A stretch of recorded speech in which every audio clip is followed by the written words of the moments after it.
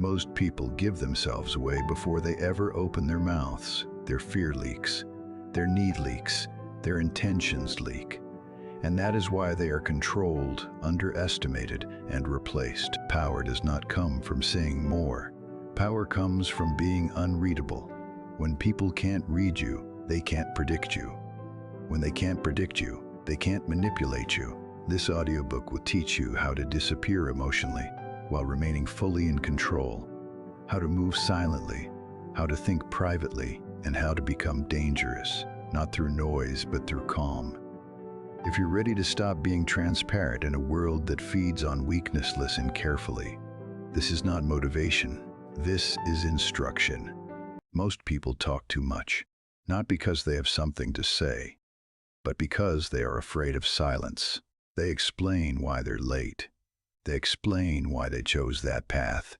They explain their tone, their decision, their mood, their boundaries. They explain themselves into weakness. And here's the truth most people never accept. Asterisk over-explaining is a confession of insecurity. Asterisk confident people do not justify their existence. You don't need their permission. You don't need their understanding. You don't need their agreement.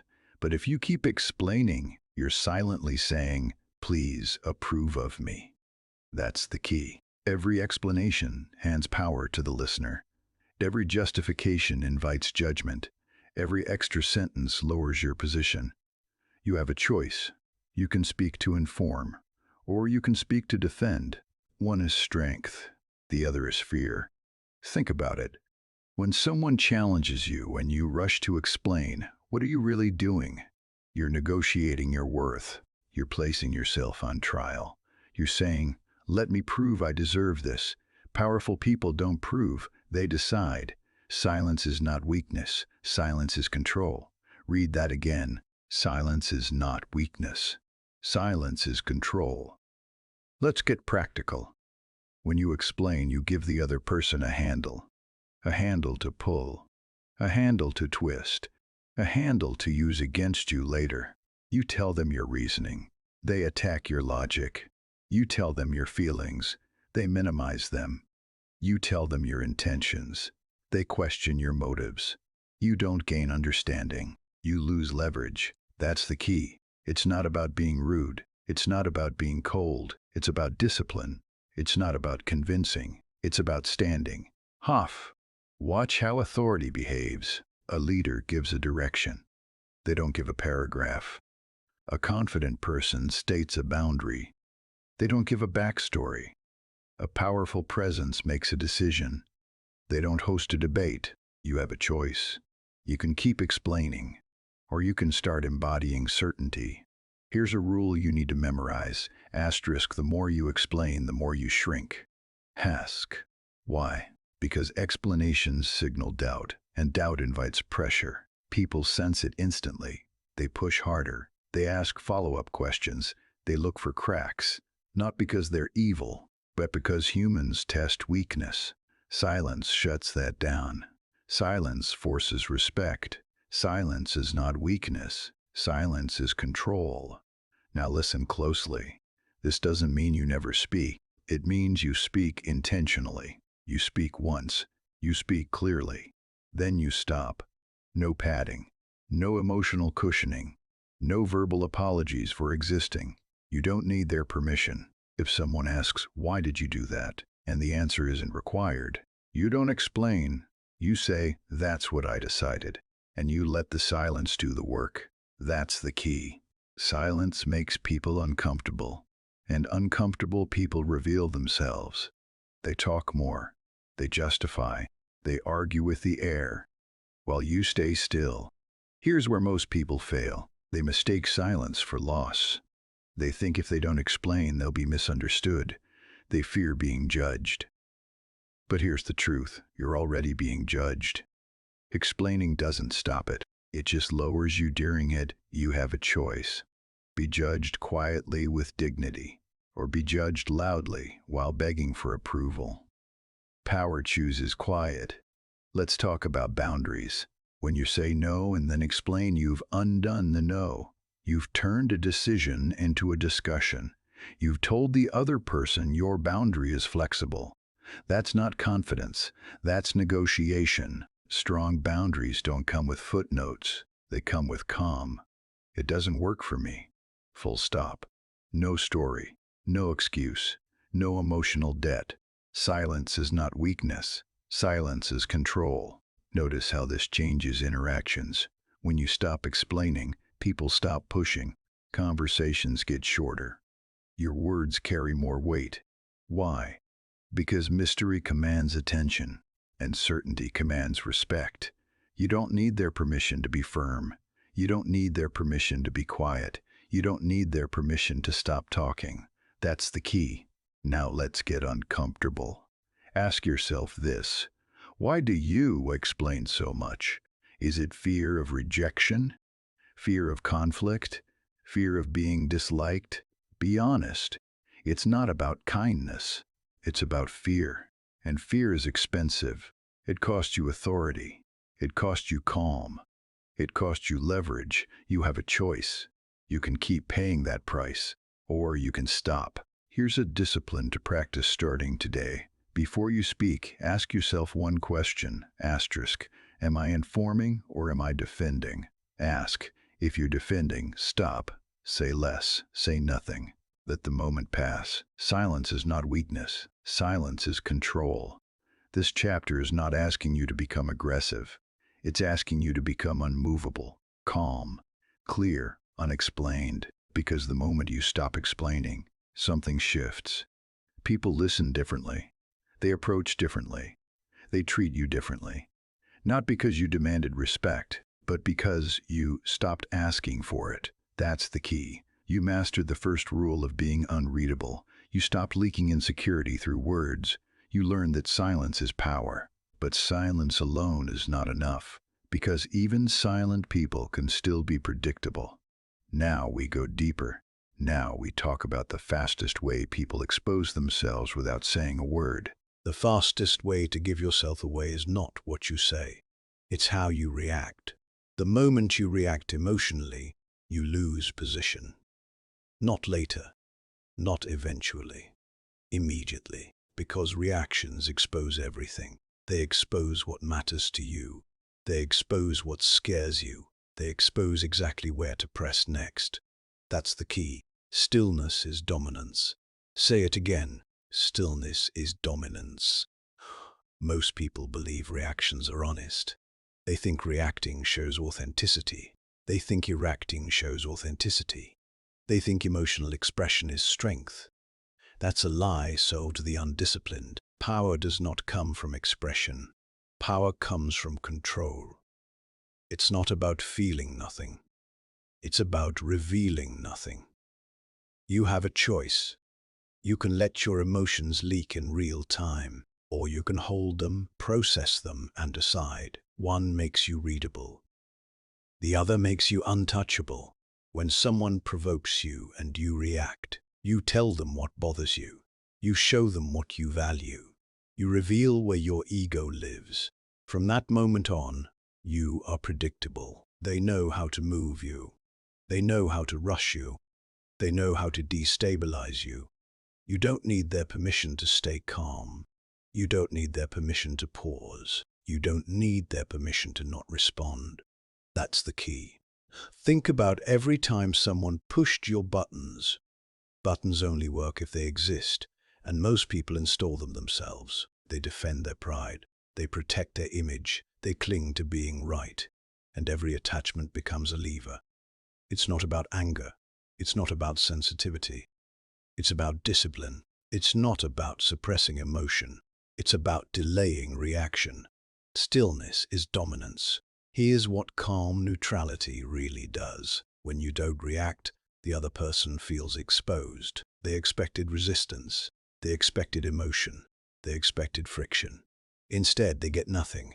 Silence, stillness, a neutral presence. And something interesting happens. They start talking. They start explaining. They start revealing intent. While you observe. That's the key.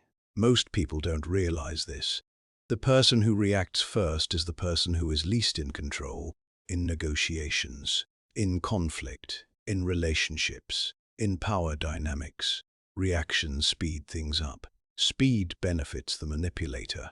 Stillness slows everything down, and whoever controls the pace controls the outcome. You have a choice. Rush into reaction, or slow the moment down. Power chooses slow. Let's talk about real-world behavior. When someone criticizes you and you immediately defend, you've lost. When someone disrespects you and you explode, you've lost. When someone tests you and you rush to correct them, you've lost, because now they know. They know where your pride lives. They know what unsettles you. They know what gets under your skin. That's the key. Stillness hides all of that. This is not passivity. This is preparation. Stillness buys you time. Time to assess. Time to choose. Time to respond from authority, not impulse. You don't need their permission to pause. You don't need their permission to breathe. You don't need their permission to stay unreadable. Here's the discipline you must build. When something triggers you, do nothing at first. No words, no facial reaction, no tone change, just stillness. Let the surge pass. Then decide, is a response necessary, or is silence the response? That's the key. Most situations dissolve when you refuse to feed them. Understand this deeply. People who provoke are fishing for reaction. That reaction is their fuel. Deny it, and they weaken. They escalate. They overplay. They expose themselves. Stillness is dominance. Now let's talk about emotional leaks. Your face, your posture, your tone. These react before your mouth does. If you roll your eyes, you reacted. If your jaw tightens, you reacted. If your voice sharpens, you reacted. And the room notices. Control starts in the body. Slow your breathing. Relax your shoulders. Keep your face neutral. It's not about being cold. It's about being composed. That's the key. Most people are slaves to immediacy. They think every stimulus deserves a response. It doesn't. Silence is an answer. Calm is an answer. Stillness is an answer. And often, it's the most powerful one. You have a choice. React emotionally and lose leverage, or stay still and gain information. Power chooses information. Let's address the fear. What if they think I'm weak? People mistake calm for weakness only when they are desperate for control. Strong people recognize stillness immediately. They feel it, they respect it, they adjust to it. Because stillness signals confidence. Stillness signals self-command. Stillness signals danger, not loud danger, but quiet certainty. Stillness is dominance. Here's a simple rule to carry with you, asterisk. Never react at the level of the attack, asterisk. If they go low, you go neutral. If they go loud, you go quiet. If they rush, you slow. That contrast disorients them. That's the key. You don't need to win every exchange. You need to control yourself. You don't need to prove strength. You need to embody it. And embodiment starts with restraint. It's not about emotion. It's about discipline. Let this settle in. The person who can stay calm while others are emotional is the person with power. In rooms, in conversations, in life, you have a choice. React and reveal yourself, or remain still and remain unreadable. You've learned to stop explaining. You've learned to stop standing. You've learned to stop reacting. Now your silence has weight. Now your calm has authority. But silence and stillness are meaningless if you keep giving people access to your inner world. So now we move to the next layer. You mastered control in the moment. Now let's talk about control over information. Most people think privacy is about hiding. It's not. Privacy is about control. The less people know about you, the fewer angles they have to attack. That's the key. Asterisk. What they don't know, they can't use. Ask. Say it again. What they don't know, they can't use. We live in a world addicted to exposure. People narrate their lives, they broadcast their plans, they confess their emotions in real time. They think visibility equals power. It doesn't. Visibility creates vulnerability. You have a choice. You can make your life public entertainment, or you can make it a private operation. Power chooses private. Understand this clearly. Every personal detail you give away becomes future leverage.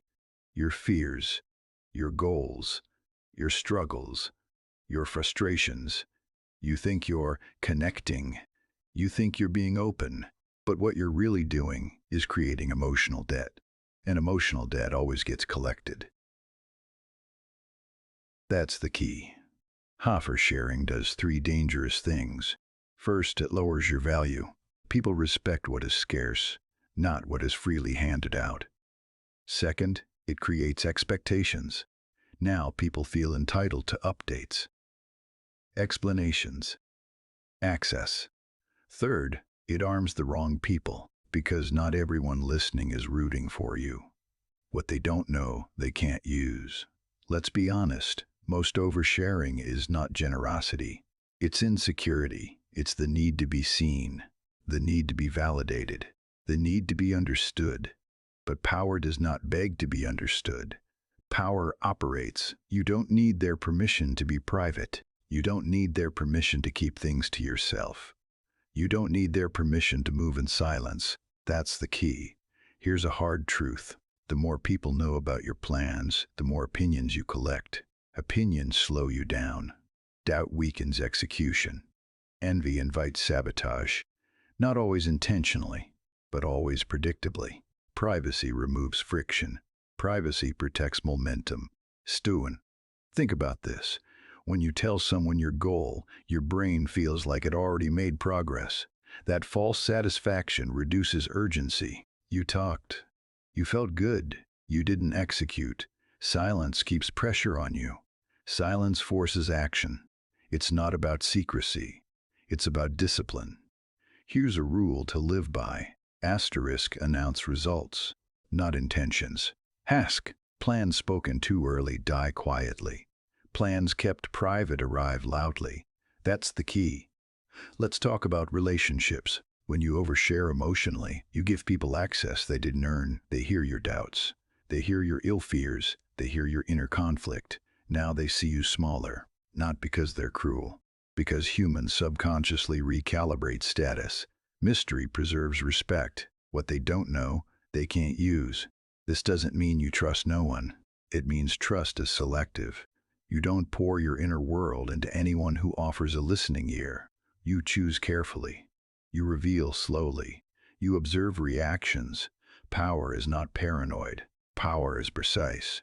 Here's where most people make excuses. They say, but I'm just being real. Real without discipline is reckless. Authenticity without boundaries is self-sabotage. It's not about honesty. It's about control. You can be honest without being exposed. That's the key. Let's get practical. Starting today, apply this filter before sharing anything personal. Asterisk, does this information help me or weaken me? If it weakens you, keep it private. Your struggles are not public property. Your next move is not a group discussion. Your emotional processing is not entertainment. You have a choice: reveal for attention or withhold for leverage. Power chooses leverage. Notice something important. People who talk the most control the least. People who know the most often say the least. Silence plus privacy creates unpredictability, and unpredictability creates power. Here's a discipline to build. When someone asks personal questions, answer at surface level. Polite, brief, non-specific, no details to pull on, no threads to unravel. You don't owe depth to curiosity. You don't need their permission to be reserved. That's the key. Let's address fear again. What if they think I'm distant? Let them. Distance protects focus. Distance protects authority. Distance filters who stays. Those who respect you will respect your boundaries. Those who don't were never safe anyway. What they don't know, they can't use. Privacy also protects your future self. When plans fail, and some will no one is waiting to remind you. No embarrassment, no explanations, no reputation damage. You adjust quietly, you move again. That's power. Remember this, every detail you keep to yourself is strength stored. Every secret not shared is leverage preserved. Privacy is not weakness. Privacy is strategy. It's not about hiding. It's about choosing what deserves daylight. Let this land. You don't need to narrate your growth. You don't need applause mid-process. You don't need witnesses while you build. You have a choice. Broadcast your journey and invite interference, or protect your journey and arrive intact. You've learned to stop explaining. You've learned to stop reacting. Now you've learned to stop oversharing. Your silence has structure. Your calm has boundaries. Your privacy has purpose. You are becoming harder to read, harder to predict, harder to control. But there's one mistake that destroys all of this if you're not careful. Talking about what you're going to do. So next, we cut that off completely. You protected your inner world. Now let's protect your momentum. Most people talk about what they're going to do. Very few actually do it.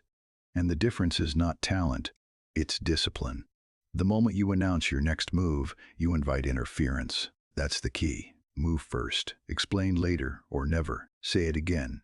Move first, explain later or never. Announced plans attract four things immediately: opinions, doubt, envy, and sabotage. Not always intentional, but always predictable. People project their limitations onto your future. They tell you why it won't work. They tell you to be realistic. They tell you to slow down. And every comment drains momentum. You have a choice. You can protect your energy, or you can donate it to noise. Power chooses protection. Here's the psychology you must understand. When you announce a plan, your brain gets a false reward. You feel productive without producing. You feel seen without executing. That dopamine hit kills urgency. You talked. You felt important. You stopped moving. That's the key. Silence keeps pressure on you. Pressure creates progress. Let's talk about envy. Not everyone wants you to fail, but not everyone wants you to win either. Some people smile and secretly hope you stall.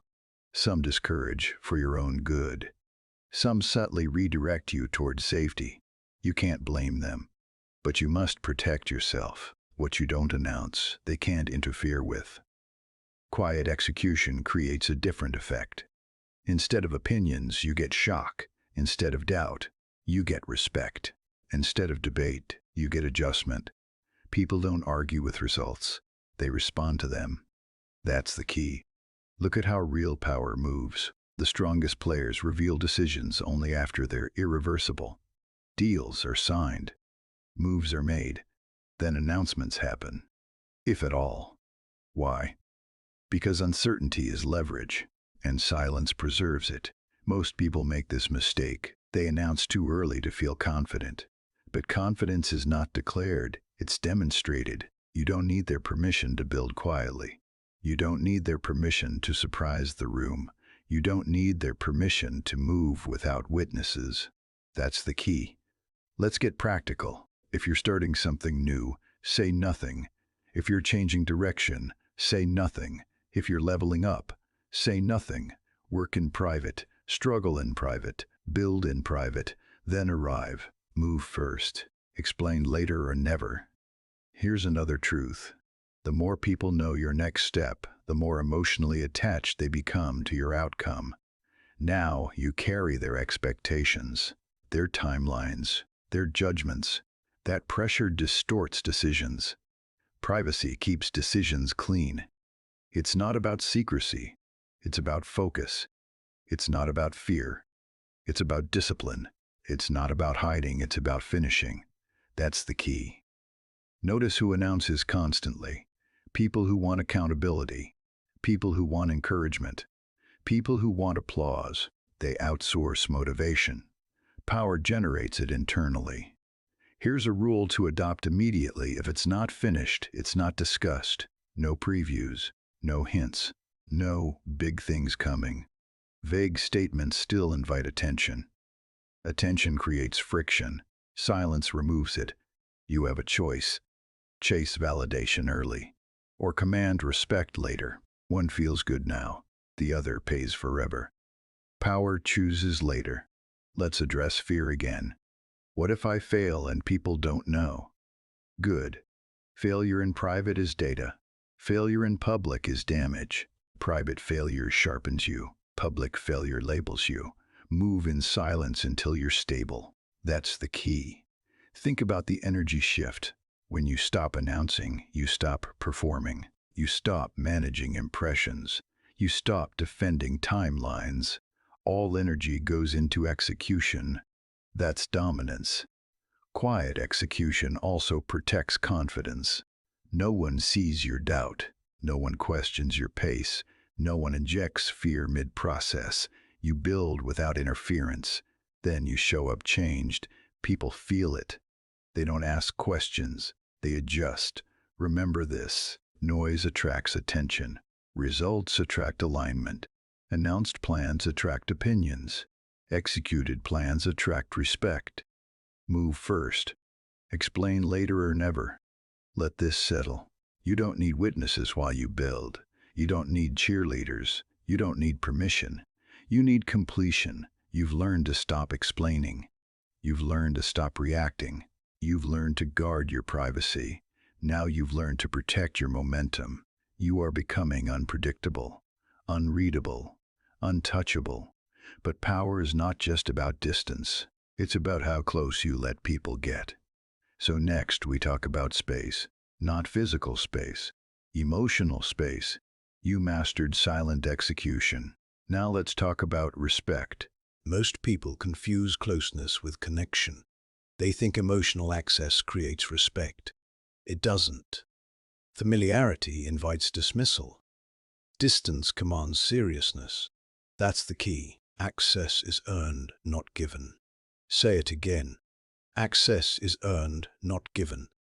People respect what they cannot fully touch, not because it's cold, but because it has boundaries. When you give everyone emotional access, you lose gravity. You become easy, predictable, dismissible. You have a choice. Be available to everyone, or be respected by those who matter. Power chooses respect. Emotional distance does not mean emotional absence. It means you decide who gets access to your inner world. It's not about being distant. It's about being selective. It's not about fear. It's about discipline. That's the key. Think about how people treat open books. They skim them. They interrupt them. They put them down. Think about how people treat mystery. They lean in. They listen carefully. They tread lightly. Mystery creates focus. Most people overshare early to create comfort, but comfort kills polarity. When everything is familiar, nothing feels important. Distance restores weight. Here's a truth that changes relationships. People value what they have to work for. Attention without effort is taken for granted. Emotional availability without boundaries gets abused. Access is earned, not given. Let's talk about warmth. You don't need to be cold. You don't need to be hostile. You don't need to withdraw completely. Warmth without availability is power. Kind, calm, unavailable. That combination confuses people, and confusion creates curiosity. That's the key. Watch what happens when you stop oversharing emotionally. People start asking questions. They try harder. They pay attention because they can't read you. They don't know where they stand. And instead of you chasing connection, they do. You have a choice. Chase closeness or attract it. One feels needy. The other feels powerful. Power attracts. Let's get practical. When someone tries to rush emotional intimacy, slow it down. Short responses, calm tone, no emotional dumping. You don't owe instant access. You don't need their permission to protect your space. That's the key. Notice how this shifts dynamics. People stop joking at your expense. People stop overstepping. People start checking themselves, not because you confronted them, because your distance raised your value. Familiarity invites dismissal. When people feel too comfortable with you, they speak carelessly.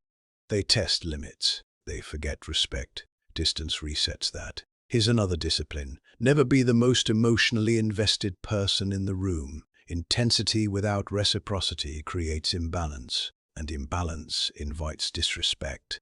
It's not about indifference. It's about equilibrium. That's the key. Let's talk about availability.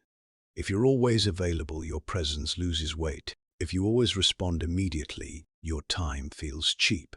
Scarcity creates importance. Access is earned, not given. This applies everywhere. Friendships, work, romantic dynamics, leadership. The person who controls access controls the frame. Most people fear distance. They think it will push people away. Sometimes it does. That's good. Those who only wanted comfort will leave. Those who respect strength will stay. Here's a question to ask yourself. Who has access to your emotions without earning it? Who hears your frustrations, your doubts, your inner chaos? Tighten that circle. Not everyone deserves a front row seat. That's the key. Emotional distance also protects you. When things go wrong, you don't collapse publicly. When tension rises, you don't unravel. You remain steady. Stillness, calm, control. People feel safe around that, even if they don't understand it. Especially then. Remember this, you can be warm without being available. You can be kind without being open. You can be present without being exposed. Access is earned, not given. Let this land. Respect is not demanded, it's designed. And emotional distance is one of the strongest design tools you have. You've learned to stop explaining. You've learned to stop reacting.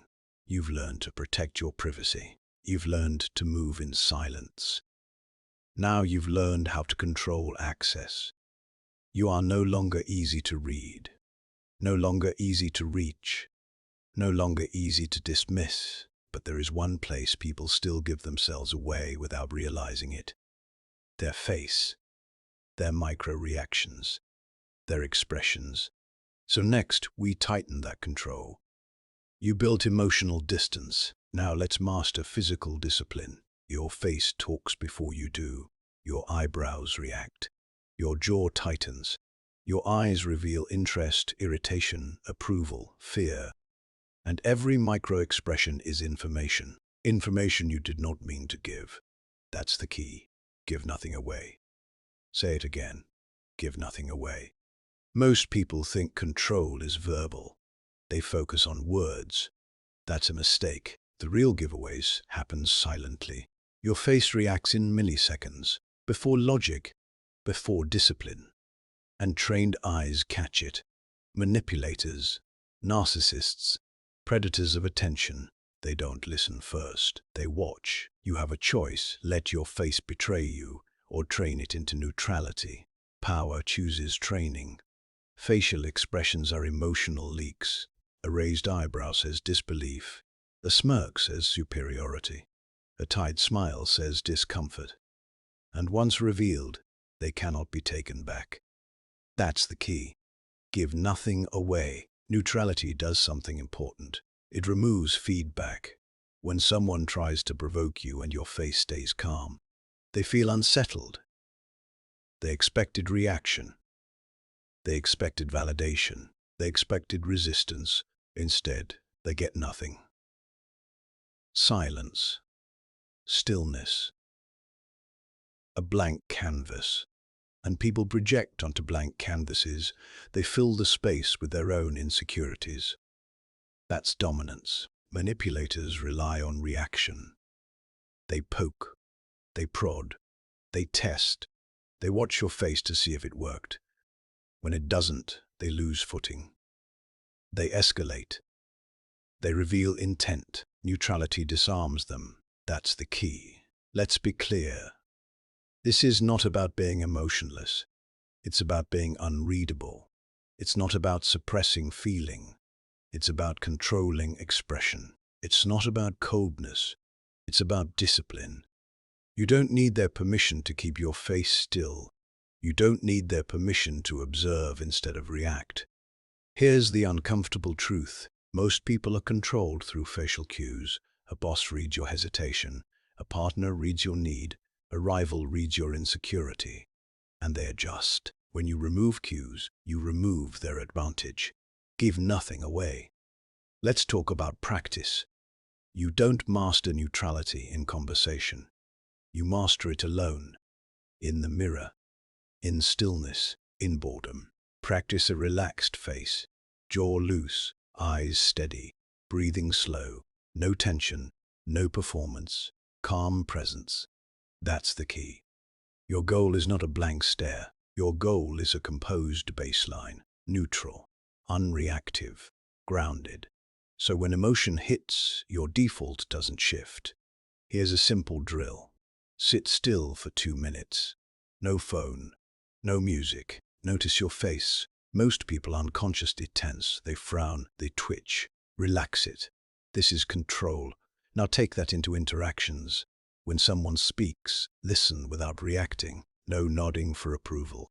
No grimacing in disagreement. No smiling to be liked. Just presence. People notice. They slow down. They choose words carefully. Because they can't read you, you have a choice. Broadcast emotion for comfort, or contain it for power. Power contains. Let's address fear again. What if I look unfriendly? You're not here to be friendly. You're here to be respected. Warmth can come later. Trust can come later. First comes control. That's the key. Neutrality also protects your confidence. When your face stays calm, your mind follows. The body leads the mind. Still face, slow breath, steady posture.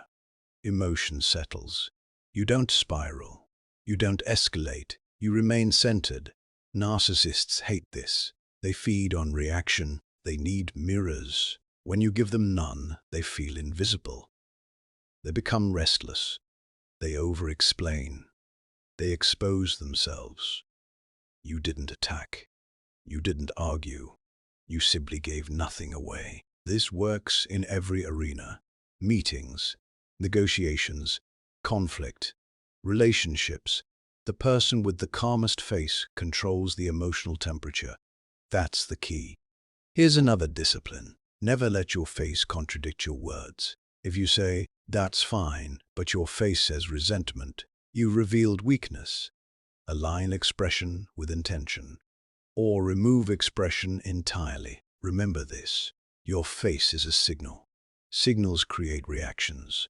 Reactions create outcomes. Control the signal. You influence the outcome. You don't need to stare.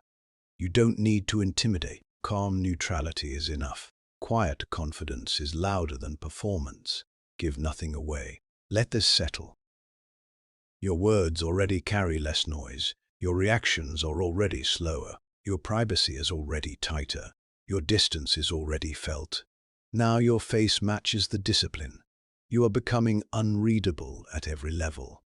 But there is one more leak. Words. Not explanations. Not reactions. Quantity. How much you say. You mastered expression. Now we master economy. Most people talk until they feel safe. Powerful people talk until they are understood. Then stop.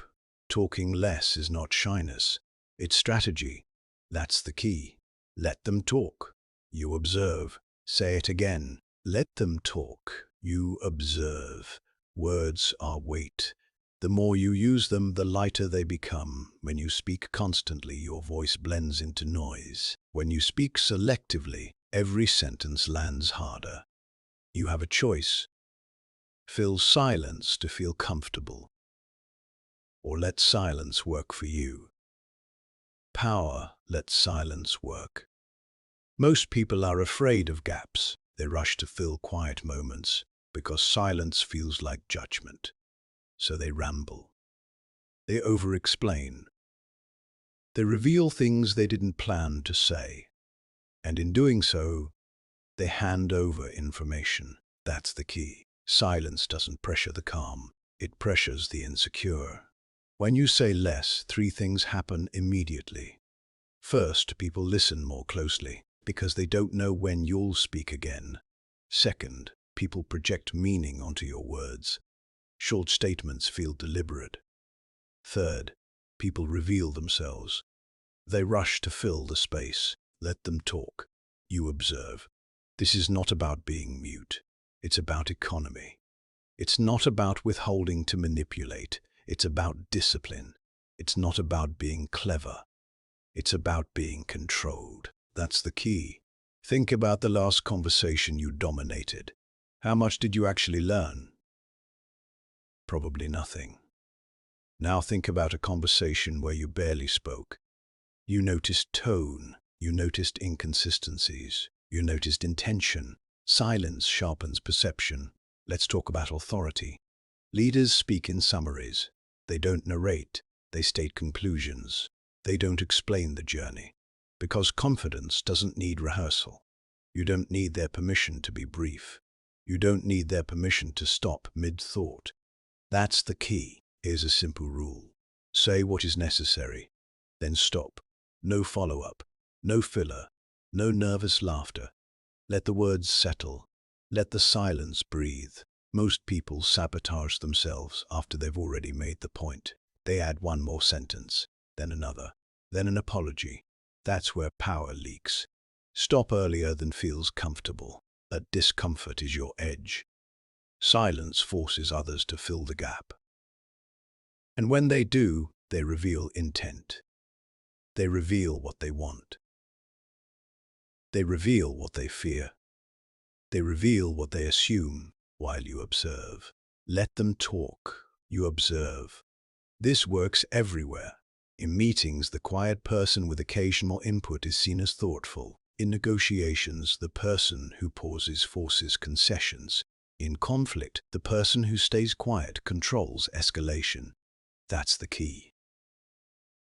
Let's talk about listening. Most people don't listen to understand. They listen to respond. When you speak less, you listen more deeply. You hear what's said and what's avoided. That's information. Information is power. You have a choice. Perform intelligence or collect intelligence. Power collects. Here's a discipline to practice today. When asked a question, answer in one sentence. Then stop. If they want more, they'll ask. If they don't, you just avoided oversharing. Either way, you win. Notice how this changes perception. People stop interrupting you. People wait for your input. People remember what you say because you don't flood the room, you punctuate it. Let's address fear again. What if they think I'm quiet? Good. Quiet people are underestimated until they act. Loud people are predictable before they finish speaking. Which position do you want? You have a choice. Silence is also a filter. People who need constant stimulation drift away. People who respect depth lean in. That's the key. Remember this. You don't need to win conversations. You need to control them. Control comes from restraint. Let this land. Your words are now scarce. Your silence is intentional. Your presence is heavier. You are harder to read, harder to predict, harder to manipulate. But there's one attachment left that still makes people readable, the need to be liked. So next, we cut that cord. You mastered verbal economy. Now let's master internal independence. Most people are not controlled by force. They are controlled by approval. They want to be liked. They want to be accepted. They want reassurance that they belong. And that need makes them predictable. That need makes them obedient. That's the key. Approval is optional. Control is not. Say it again. Approval is optional. Control is not. The need for approval is a silent master. It shapes what you say. It shapes what you avoid. It shapes how you decide. You soften truth to stay light. You delay decisions to avoid conflict. You betray standards to preserve comfort, and every compromise trains people to expect more. You have a choice: be liked to led, or be respected and self-directed. Power chooses self-direction. Let's be honest, the approval seeker scans the room constantly. Who agrees, who disapproves, who might be upset, they adjust in real time. That's not awareness, that's submission. That's the key. When you need approval, others sense it. They feel the leverage, so they test boundaries. They push limits, they make demands. Because they know you don't want friction. Approval is expensive. It costs you authority. It costs you clarity. It costs you peace. Detaching from being liked does something immediate. It restores your center. You stop scanning. You stop adjusting. You stop negotiating internally. You decide once and stand. You don't need their permission to disagree. You don't need their permission to disappoint. You don't need their permission to choose yourself. That's the key. Let's clear a misconception. Detachment does not mean hostility. It does not mean arrogance.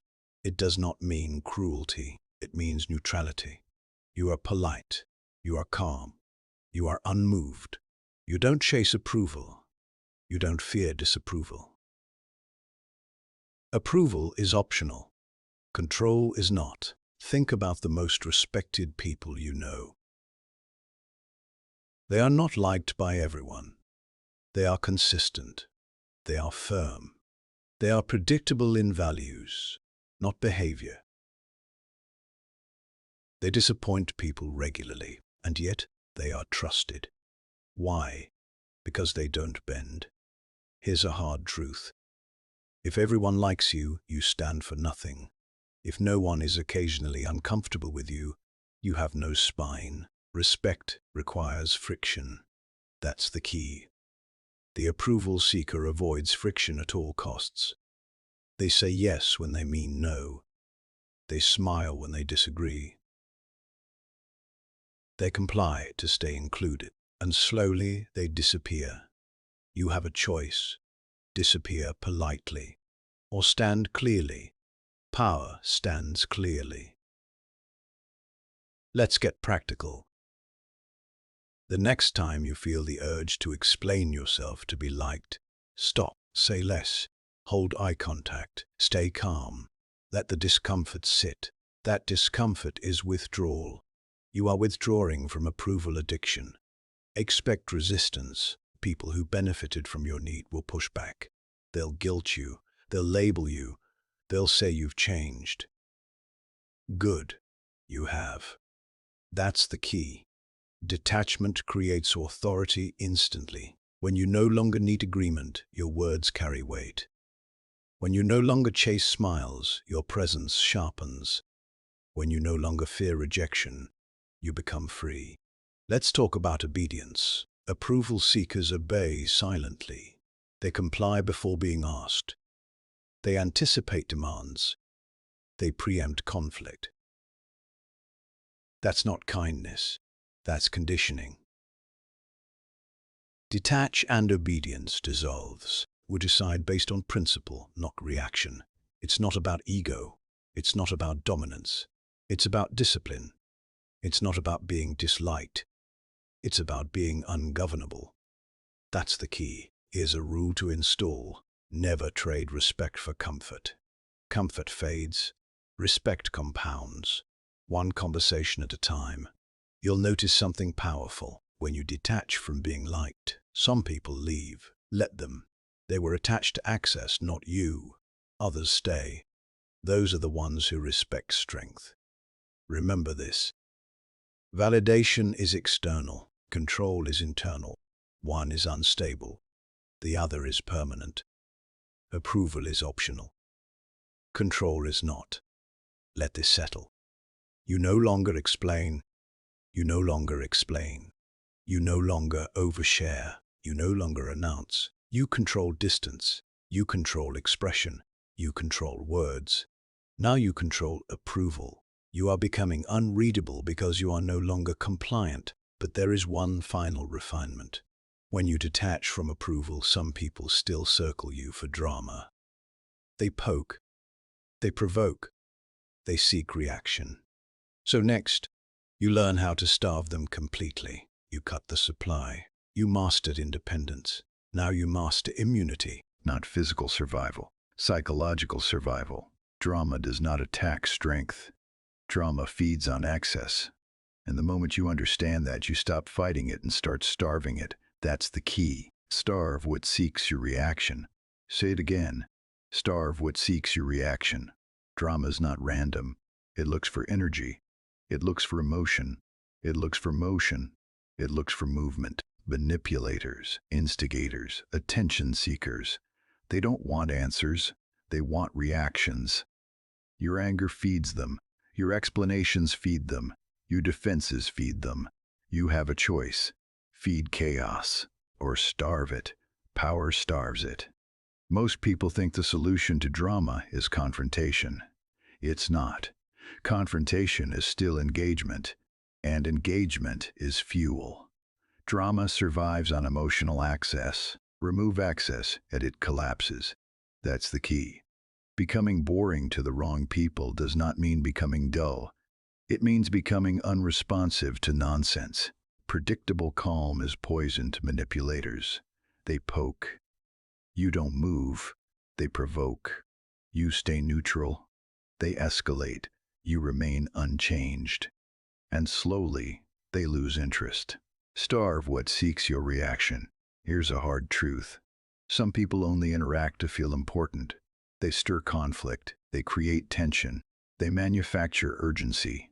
Why? Because reaction gives them relevance. When you remove reaction, they feel invisible, and invisibility terrifies them. That's the key. Let's talk about predictable calm. Unpredictable emotion invites manipulation. Predictable calm shuts it down. When people know they'll get the same neutral response every time, they stop trying. Consistency defeats chaos. You don't need their permission to disengage emotionally. You don't need their permission to be uninterested. You don't need their permission to stop responding. Silence is not avoidance. It's filtration. Here's where people struggle. They think being boring means losing power. It's the opposite. Boring to the wrong people makes you magnetic to the right ones. Calm repels noise. Calm attracts clarity. That's the key. Let's get practical. When someone brings gossip, don't react. No curiosity, no outrage, no commentary. Short response, flat tone, then stop. When someone complains endlessly, acknowledge once, then disengage. When someone tries to bait you, no reaction. Starve what seeks your reaction. Notice what happens. They repeat themselves. They escalate. They get frustrated. And then they move on because there's no reward. Drama addicts need highs and lows. They need conflict. They need emotional spikes. Your steady calm feels like starvation, so they look elsewhere. That's dominance. This applies everywhere. Workplace politics, family tension, social circles, online interactions. Anywhere reaction is currency, withdraw it. Here's another truth. You cannot heal people who feed on chaos, but you can become uninteresting to them. That's not cruelty. That's boundaries. It's not about being passive. It's about being unavailable. It's not about indifference. It's about discipline. That's the key. Let's address fear again. What if they think I'm weak? People who thrive on drama call calm boring because calm exposes them. Strong people recognize calm as strength immediately. They feel safe around it. They respect it. Becoming boring requires restraint. You don't correct every lie. You don't defend every assumption. You don't react to every slight. You choose your battles. Most are not worth fighting. Here's a rule to adopt. If it doesn't affect your future, it doesn't deserve your energy. Drama never builds futures. It only consumes presence. You have a choice. Enter every emotional invitation, or decline quietly. Power declines quietly. Let this sink in. Your calm is not accidental anymore. Your silence is intentional. Your distance is strategic. You are not cold. You are selective. You are not disengaged. You are focused. When you become boring to the wrong people, you reclaim time. You reclaim clarity. You reclaim authority. Your nervous system stabilizes. Your decisions sharpen. Your presence strengthens. Remember this. Chaos cannot survive without cooperation. Stop cooperating. Starve what seeks your reaction. You've now learned how to cut emotional supply. You no longer explain. You no longer react. You no longer react. You no longer overshare. You no longer announce. You control access. You control expression. You control words. You control approval. You starve drama. You are almost fully unreadable. But there is one final lever that separates calm people from powerful people. Time, speed, pace. Because whoever controls the pace controls the outcome. You mastered disengagement. Now you master tempo. Control the pace gives you the final lever. Speed is not neutral. Speed is power. Whoever controls the pace controls the outcome. That's the key. You decide the tempo. Say it again. You decide the tempo. Rushed people are controllable people. They answer quickly. They decide emotionally. They agree before thinking. Pressure works on them because they let it. They confuse urgency with importance. They confuse speed with competence. And they get led. You have a choice. Move at the pace of pressure or move at the pace of power. Power moves slow. Slowness is not laziness. Slowness is confidence. When you slow down, you signal that nothing is threatening you. No deadline scares you. No tone moves you. No demand controls you. That's the key. Look at every situation where people lose control. Arguments escalate because of speed. Bad decisions happen because of speed. Manipulation works because of speed. Decide now. Answer quickly. Don't overthink.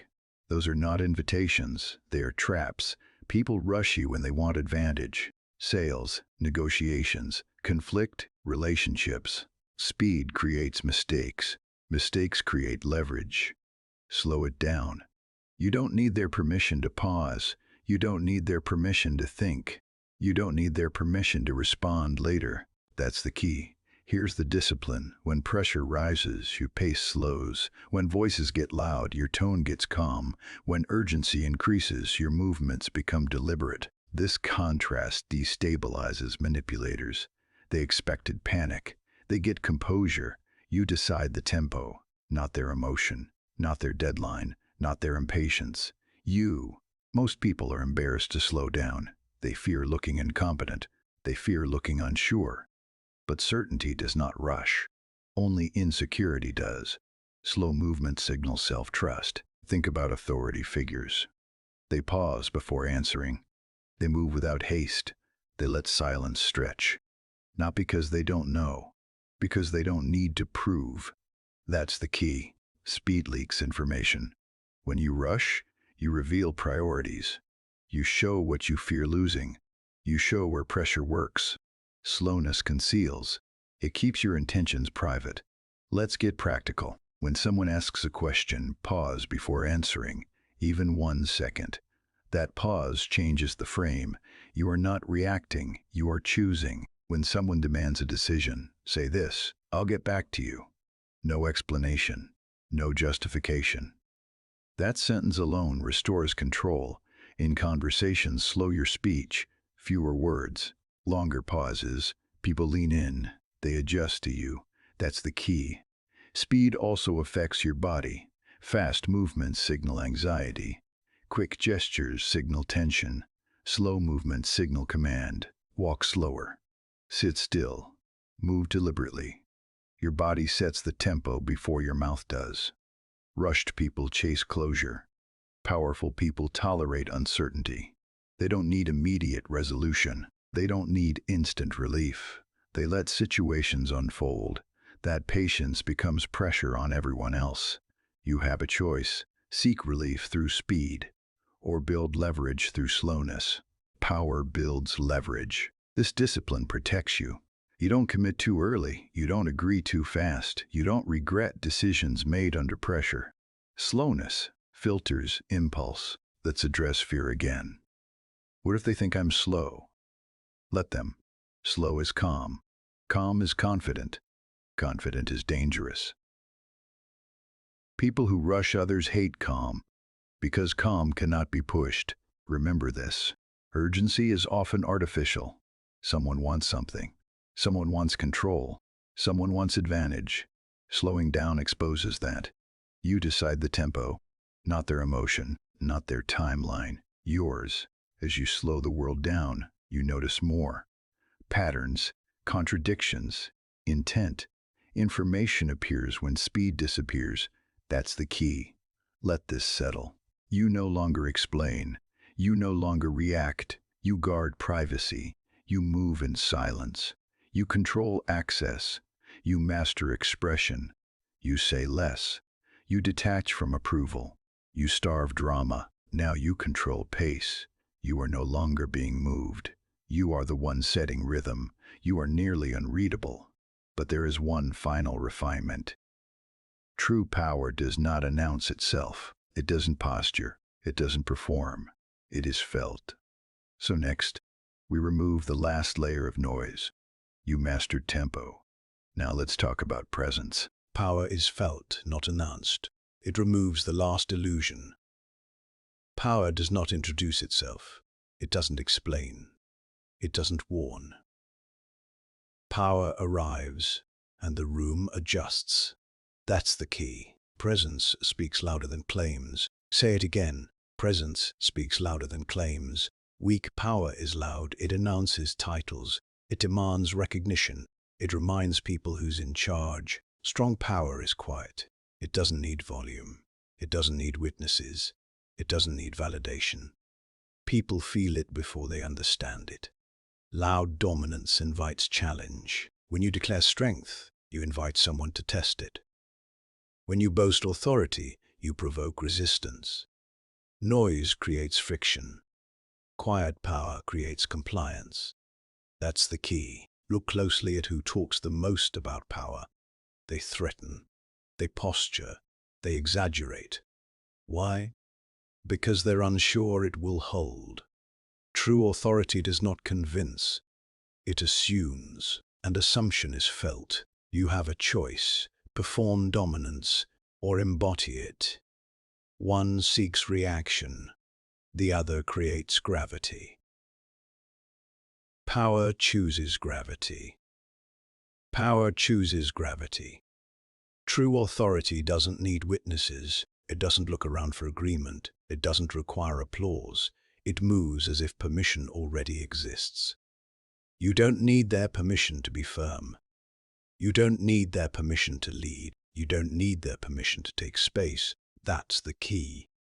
Here's the truth most people miss. Power is not what you say. It's what people do around you. Do they slow down? Do they listen? Do they adjust? That's the measurement. Not words, not titles, not volume. When power is real, people comply without instruction. They sense boundaries, they feel certainty, they adapt instinctively, because presence communicates before language ever does. Presence speaks louder than claims. Loud people try to control perception. Quiet people control reality. That's the difference. Let's talk about posture. Power stands still. It doesn't fidget. It doesn't rush. It takes up space naturally, not aggressively, not apologetically, naturally. Let's talk about tone. Authority does not argue. It states. It does not escalate. It remains even. Calm tone signals self-command. And self-command is contagious. This is why threats fail. Threats admit uncertainty. If you don't, if you ever, I will. Strong power doesn't promise consequences. It allows them. That's the key. Most people confuse assertiveness with aggression. Aggression is loud because it's insecure. Assertiveness is quiet because it's settled. It's not about force. It's about inevitability. Here's a discipline to install. Never announce what you are. Let behavior reveal it. Never say you're confident. Move confidently. Never say you're in control. Remain unshaken. Never say you're powerful. Let presence handle it. Watch what happens. People stop testing you. People stop pushing. People stop challenging. Not because they're afraid, because they sense limits. Power is felt in pauses. When you don't rush to respond, when you don't fill silence, when you don't defend. Those pauses signal certainty. That's the key. This also means you stop seeking witnesses. You don't need people to see your effort. You don't need people to understand your struggle. Results don't need explanation. Presence doesn't need promotion. Here's another truth. The louder someone claims authority, the more fragile it usually is. Stability is silent. You have a choice: broadcast identity, or let identity solidify. One is noise, the other is structure. Power is structure. Let's get practical. Next time you're tempted to assert yourself verbally, don't. Stand firm. Say less. Hold eye contact. Let the moment stretch. Let discomfort do the work. People will feel the shift. They may not name it, they may not understand it, but they will respond to it. That's dominance without declaration. Remember this. Real power does not enter rooms loudly. It changes rooms quietly. Presence speaks louder than claims. You've stripped away everything unnecessary. You stopped explaining. You stopped reacting. You protected privacy. You moved in silence. You controlled access. You mastered expression. You reduced words. You detached from approval. You starved drama. You controlled pace. Now power is no longer something you do. It's something you are. But there is one final integration. Because being unreadable is not about being distant forever. It's about choosing when and how to be seen. So now, we bring it together. You mastered quiet power. Now let's refine respect. This is where everything locks into place. Being unreadable is not about being distant. It's not about being cold. It's not about disappearing. It's about control without exposure. That's the key. Unreadable, unshakable, untouchable. Say it again. Unreadable, unshakable, untouchable. Most people think respect comes from explanation, from visibility, from emotional transparency. It doesn't. Respect comes from consistency. Consistency without emotional exposure creates mystique. Mystique creates gravity. Gravity creates respect. When people can't read you, they stop trying to manipulate you. When they can't predict you, they start paying attention. Not because you demanded it, because uncertainty commands caution. That's the key. You've already built the structure. You stopped explaining. You stopped reacting. You guarded privacy. You moved in silence. You controlled access. You mastered expression. You spoke less. You detached from approval. You starved drama. You controlled pace. You embodied quiet power. Now comes integration. Being unreadable without consistency feels erratic. Being consistent without exposure feels powerful. People don't need to understand you to respect you. They just need to know one thing. You don't bend. Let's be precise. Your mood stays steady. Your boundaries stay firm. Your decisions stay aligned. No emotional volatility. No overcorrection. No public processing. You feel deeply, but you show selectively. That's discipline. It's not about suppression. It's about containment. People watch patterns. They study reactions. They look for tells. When there are none, they stop probing. They accept the presence. That's the key. Respect grows in silence. Not silence of absence. Silence of stability. You show up the same way regardless of mood, pressure, or opinion. Calm, direct, unmoved. That consistency builds trust without explanation. You have a choice. Let emotions broadcast your state, or let discipline define your presence. Power chooses discipline. Here's a critical truth. The most respected people are not the most expressive. They are the most predictable in principle and unpredictable in emotion. People know what you stand for. but not how to move you. That's dominance. When people can't figure you out but feel your gravity, they default to respect. They don't test, they don't pry, they don't overstep, because uncertainty plus consistency creates authority. Let's get practical. Ask yourself this daily. Did I reveal emotion unnecessarily? Did I react when I could observe? Did I explain when silence would have held? If yes, adjust. You don't need their permission to tighten discipline. You don't need their permission to evolve. That's the key. Being unreadable doesn't mean being fake. It means your inner world is not public property. It means your processing happens privately.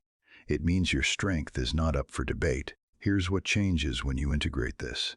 People stop asking personal questions. People stop pushing boundaries. People stop expecting access. They treat you carefully, not fearfully, respectfully. You'll notice something subtle. People start mirroring you. They slow down. They speak carefully. They choose words because your presence sets the tone.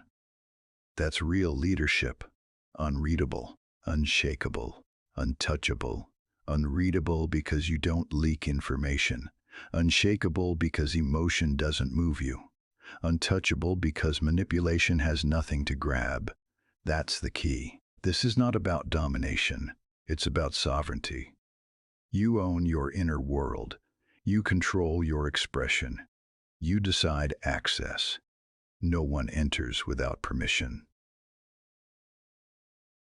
Let's address the final fear.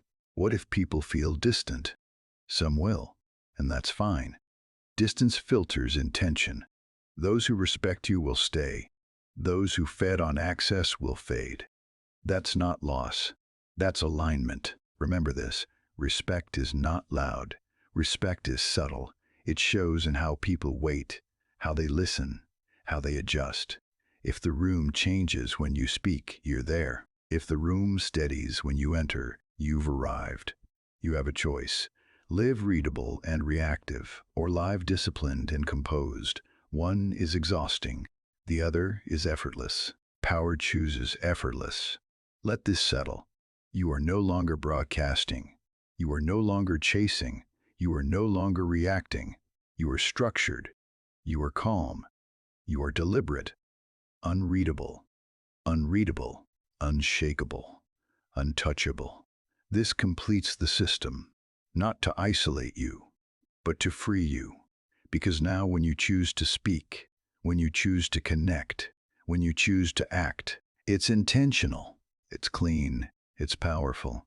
You've mastered the art of staying unreadable. Now comes the final act, not another chapter, a command, a consolidation, a challenge, because knowledge without application is noise. So take everything you've learned and live it, quietly, deliberately, relentlessly. So being unreadable is not a trick. It's not a mask. It's not manipulation. It's discipline. You stopped explaining. You stopped reacting. You guarded your privacy. You moved in silence. You controlled access. You mastered your expression. You said less. You detached from approval. You starved drama. You controlled the pace. You embodied quiet power. You became consistent without exposure. That's the key. You didn't become invisible. You became intentional. Unreadable does not mean disconnected.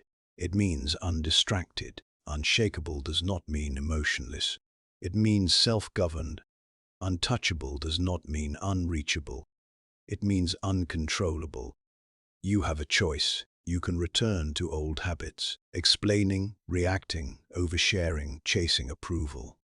Or you can live by discipline, not once, not occasionally, every day. You don't need their permission to be calm. You don't need their permission to be silent. You don't need their permission to be powerful. Remember this. The world feeds on noise. You now move in stillness. The world rewards reaction. You now choose restraint. The world looks for weakness. You now offer none. Unreadable, unshakable, untouchable. Your challenge is simple and non-negotiable. For the next 30 days, say less than expected, react to nothing immediately, explain nothing unnecessarily, and reveal nothing that weakens you. Let the world adjust to you. Because once you master this discipline, no one controls your frame again. Not emotionally, not psychologically, not ever. This is not motivation. This is instruction. And now you execute. You don't need to intimidate. You don't need to dominate. You don't need to explain. You need to disappear emotionally while remaining fully present. When you stop reacting, people listen. When you stop explaining, people respect. When you stop revealing, people speculate, and speculation creates power. From this moment forward, you move quietly. You speak deliberately. You reveal nothing that weakens you. Let others perform. Let others chase validation. You observe, you choose, you execute. Your challenge is simple. For the next 30 days, say less, reveal nothing, react to nothing, become unreadable, and watch how the world adjusts to you.